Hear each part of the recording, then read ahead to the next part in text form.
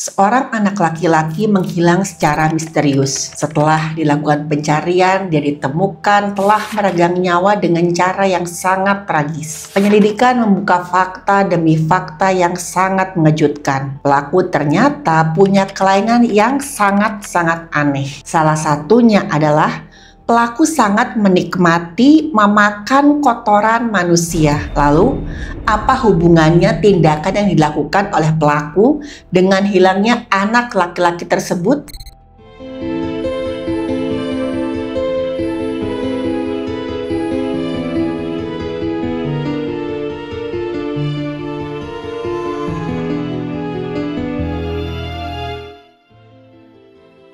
Halo, saya Dr. Stefani. Saya seorang dokter spesialis forensik dan mediko-legal, dan saya belajar dari yang mati.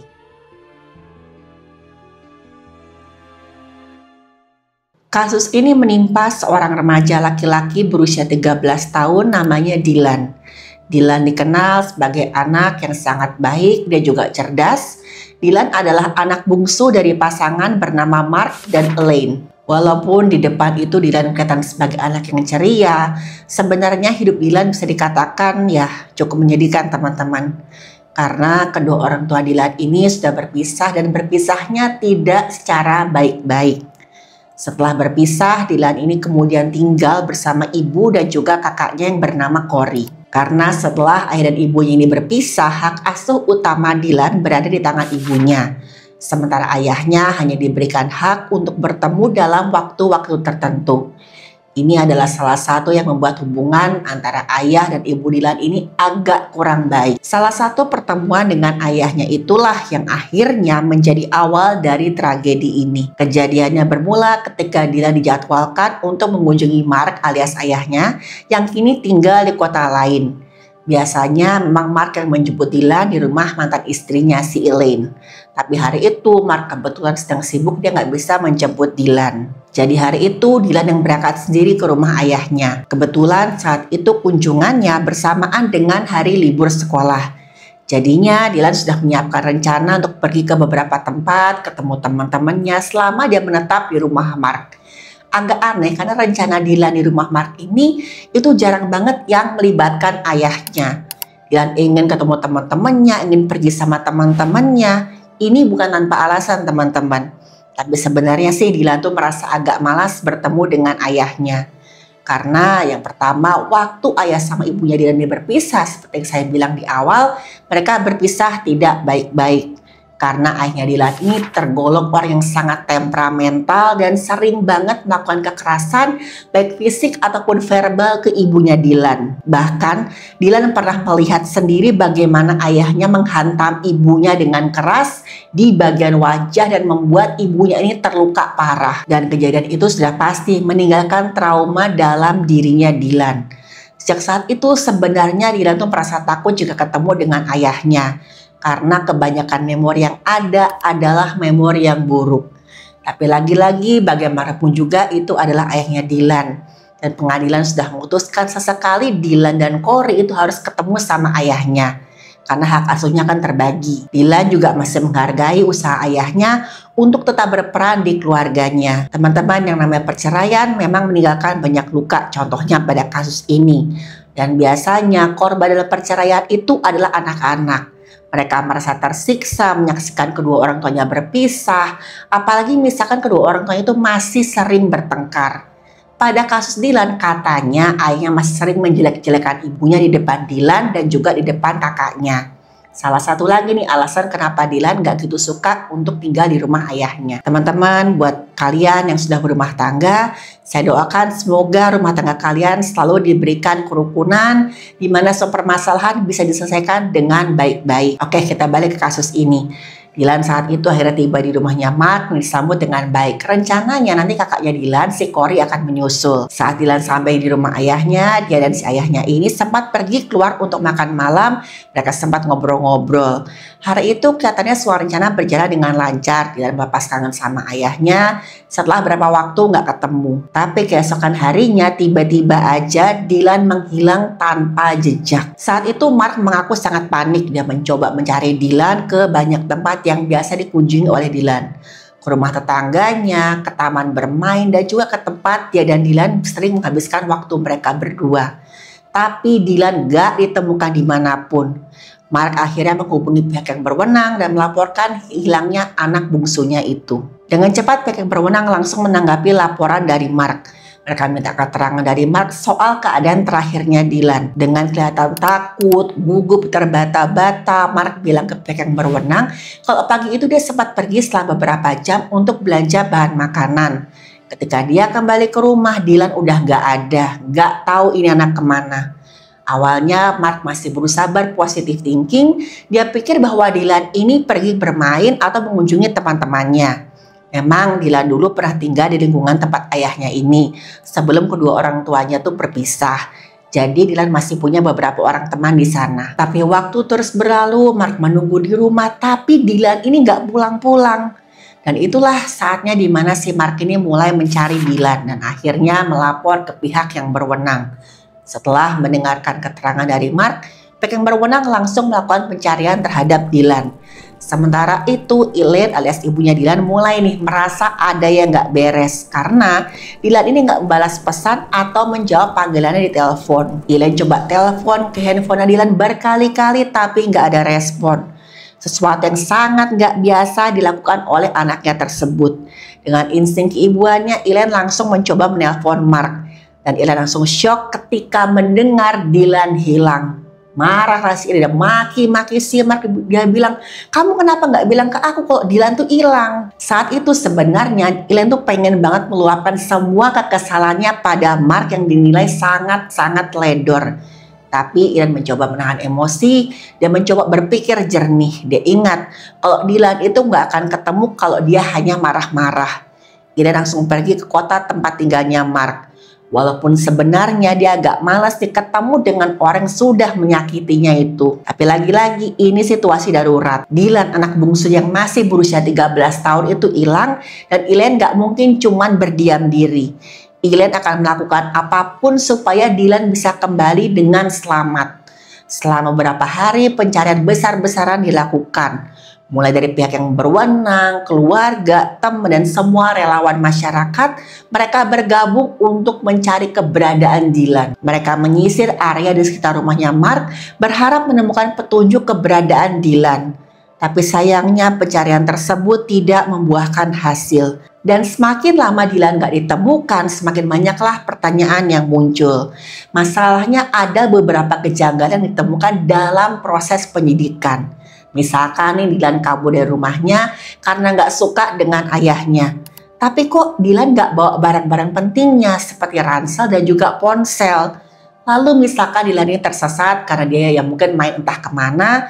Tapi sama sekali gak ada jejak atau tanda-tanda yang mengarah ke keberadaannya Dylan. Saat inilah pihak yang berwenang mulai mencurigai bahwa hilangnya Dylan ini bukan sekedar kasus anak hilang biasa. Sementara dilakukan pencarian dan penyelidikan, Mark dan Elaine bertengkar hebat. Elaine menyalahkan Mark atas hilangnya Dylan. Bahkan Elaine sempat menceritakan kisah Dylan di sebuah acara televisi. Udah pasti hal ini mengundang banyak simpati penonton yang kasihan terhadap nasib tragisnya Dylan. Dan banyak juga yang menyalahkan Mark akan hilangnya Dylan. Gara-gara si bapak ini teledor meninggalkan anaknya di rumah sendirian. Pencarian Dylan mulai mengalami titik terang setelah 1 tahun berlalu.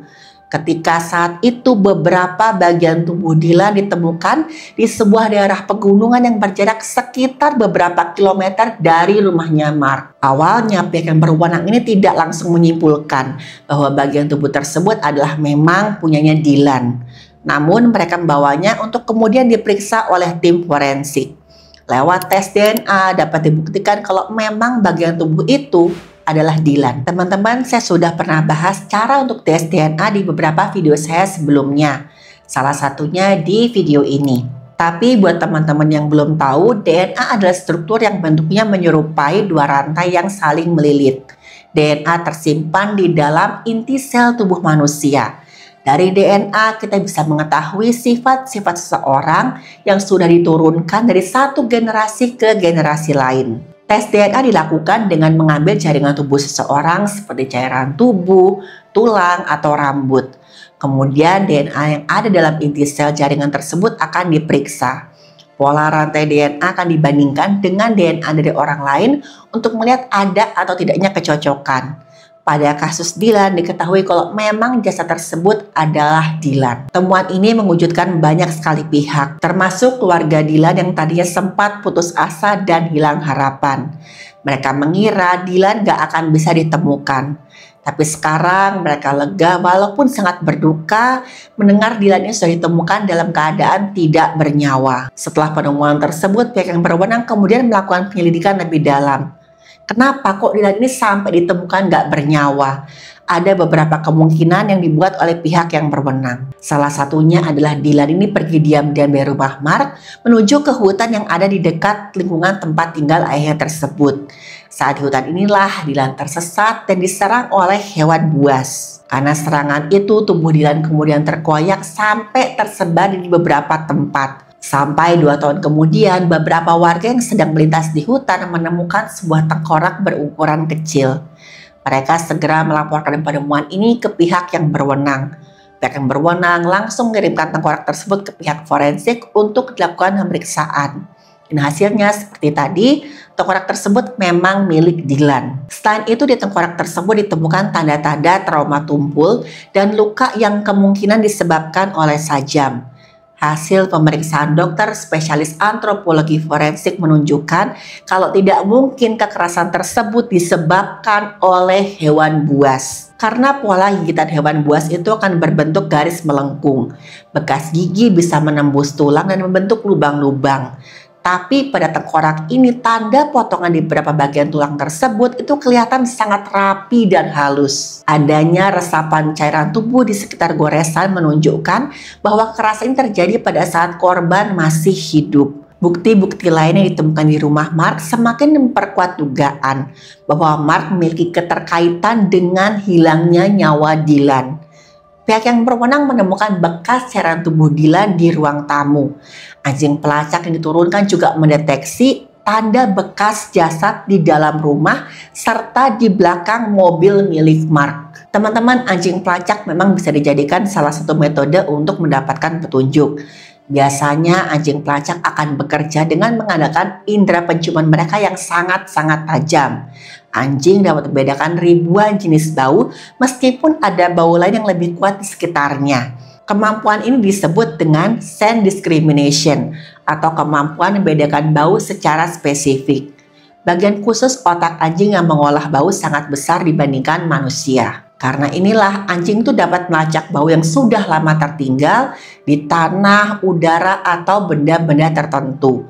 Teknik pelacakan dapat berbeda tergantung pada jenis latihan anjing. Yang pertama, tracking atau melacak di tanah.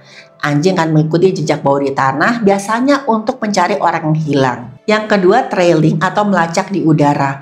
Anjing akan menangkap bau di udara untuk menemukan lokasi asal bau tersebut. Selain bukti-bukti yang ditemukan, pihak yang berwenang sempat minta keterangan pada mantan istri pertamanya Mark yang bernama Betty. Jadi Mark ini memang sempat menikah dan punya 1 orang anak dari perempuan lain sebelum akhirnya Mark ini menikah dengan Elaine. Menurut keterangan Betty, Mark itu pernah mengatakan satu hal yang cukup mengerikan. Mark pernah bilang, kalau aku akan menghilangkan nyawa seseorang, sudah pasti nih jasadnya akan aku buang ke hutan biar susah ditemukan. Dan kata-kata tersebut sama dengan situasi saat itu.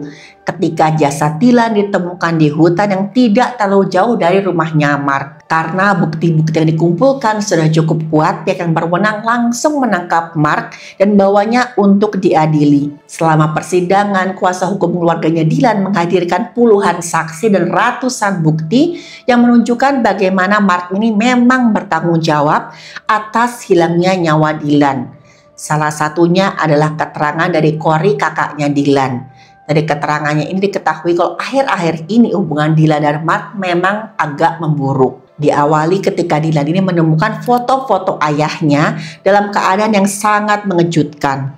Foto-foto tersebut memperlihatkan Mark mengenakan pakaian dalam wanita dan berpose. Dan nggak sampai di situ teman-teman, di foto lain juga ada Mark yang sedang menyantap kotoran manusia yang ada dalam sebuah popok. Setelah diusut, ternyata Mark memang merasa kalau gairahnya ini bisa dipuaskan dengan melakukan hal tersebut. Kelainan ini disebut juga dengan, dan seperti kelainan lainnya, semua berawal dari fantasi yang gak wajar. Pada tahap ini, orang dengan fantasi gak wajar sebenarnya bisa mengatasinya dengan mencari bantuan profesional, entah ke psikolog atau psikiater. Tapi sayangnya ini tidak dilakukan oleh Mark. Mark memilih untuk mengikuti fantasi tidak wajarnya dan kemudian mewujudkannya di kehidupan nyata. Padahal teman-teman, efek makan kotoran manusia itu tidak main-main. Yang namanya kotoran sudah pasti mengandung banyak sekali virus, bakteri, dan juga parasit. Antara lain bakteri E. coli, Salmonella, dan Clostridium difficile yang bisa menyebabkan keracunan makanan parah. Orangnya akan diare, mual, muntah, sampai dehidrasi. Selain itu juga ada virus seperti hepatitis A atau hepatitis E yang bisa menyebabkan peradangan pada hati. Parasit seperti cacing gelang dan juga cacing pita itu banyak ditemukan di kotoran manusia. Kotoran manusia juga mengandung zat-zat berbahaya seperti amonia dan hidrogen sulfida yang menyebabkan keracunan jika dikonsumsi. Teman-teman, saya nggak bisa bayangin nih bagaimana perasaannya Dylan ketika menemukan foto-foto tersebut.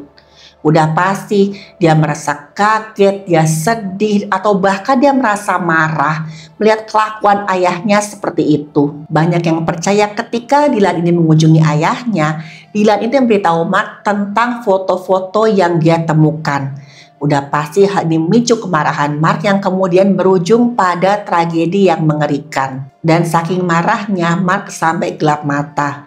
Dia sakiti anak bungsunya ini sampai akhirnya meregang nyawa. Selain itu, kuasa hukum keluarganya Dylan juga menyoroti bagaimana Mark ini terkesan tidak serius selama pencariannya Dylan.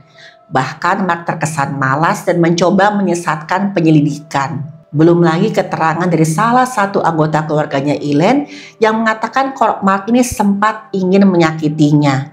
Jadi setelah jasad Dylan ini ditemukan, salah satu anggota keluarganya Elaine terus memojokkan Mark dan menuduhnya telah menghilangkan nyawanya Dylan. Dan saat itu Mark kelihatan marah dan mencoba menghantam salah satu anggota keluarganya Elaine dengan kayu bakar. Untungnya mereka sempat melarikan diri dan tidak terjadi hal-hal yang tidak diinginkan. Setelah mendengar semua bukti dan juga argumen dari kedua belah pihak, Mark pun dihukum atas apa yang sudah dilakukan pada Dylan. Hakim dalam kasus ini menyatakan bahwa Mark menunjukkan kurangnya penyesalan atas apa yang sudah dia lakukan. Kasus Dylan meninggalkan luka yang sangat mendalam bagi keluarganya, khususnya ibunya Dylan, Elaine. Dalam pernyataannya setelah persidangan, Elaine mengatakan bahwa meskipun hukuman itu tidak akan mengembalikan putranya, setidaknya keadilan sudah ditegakkan. Teman-teman, kasus ini adalah pengingat bagi banyak orang tentang pentingnya melindungi anak-anak di lingkungan yang berpotensi bahaya. Tapi sayangnya kasus ini bukanlah kasus yang pertama dan juga bukan kasus yang terakhir. Sekarang ini kekerasan dalam keluarga masih menjadi masalah besar di berbagai belahan dunia. Dan banyak anak yang menjadi korban dari konflik orang tua mereka. Teman-teman, kasus ini mengingatkan kita juga bahwa kejahatan bisa terjadi di mana saja. Bahkan dalam lingkungan yang seharusnya menjadi tempat paling aman bagi seorang anak.